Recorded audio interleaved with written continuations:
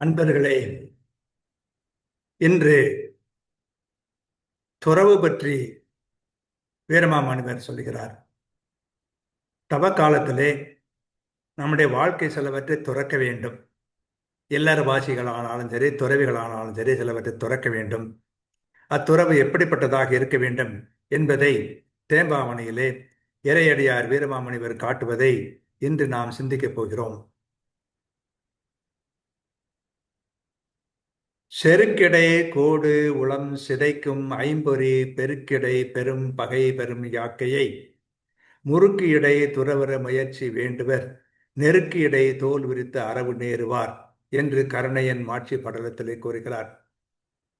திருமுழுக்கு யோவானுடைய பிறப்பு வளர்ச்சி முதலியவற்றை சொல்லுகிற ஒரு படலம்.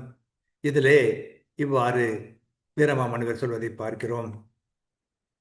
அகந்தையினால் நெறி தவறுகின்ற இயல்புள்ள உள்ளத்தை சிதைக்கக்கூடிய ஐம்பொறிகள் தூண்டும் ஆசை பெருக்கினிடையே தனக்கு பெரும் பகையை பெற்றுள்ளது உடல்.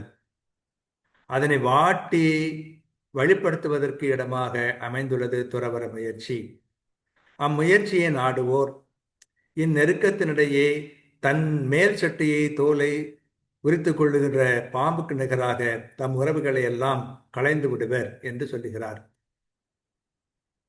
சுருக்கமாக விளக்கமாக சொல்வதென்றால், செருக்கினால் உள்ளம் வழிதவறும். ஐம்பொறிகள் மனத்தை சிதைக்கும். உடல் ஆசையால் பாவத்தை தோற்றுவிக்கும். இவ்வாறு உடல் ஒரு பகையாகிறது. அதனை மேற்கொள்வோர் பாம்பு சட்டை கலற்றுவது போல பொய்யுறவுகளை விளக்குவர் என்று கூறுகிறார். செருக்கிடை கோடுளம் சிதைக்கு மைம்பொறி பெருக்கிட பெரும் பகை பெருமை யாக்கையை முருகிடை துறவர முயற்சி வேண்டுவர் நெருக்கடை தோல் உரித்து அரவு நேர்வார் என்று வீரமாமுனிவர் கூறுகிறார். துறவிகளுக்காக மட்டும் இதை சொல்லுகிறார் என்று நாம் எடுத்துக்கொள்ளக்கூடாது. யாருக்கு இருந்தாலும் சரி, நமக்கு இத்தகைய உணர்வுகள் உண்டாகின்றன. செருக்கு ஏற்படுகிறது.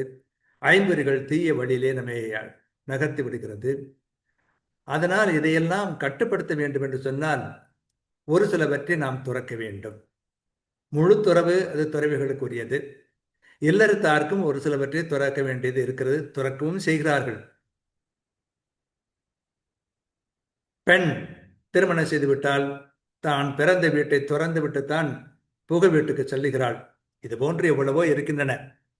ஆகவே இந்த தவ காலத்தில் நாம் ஒவ்வொருவரும் எதை எதை துறக்க வேண்டும் என்று கொஞ்சம் சிந்தித்து பார்ப்பது நமக்கு நல்லது.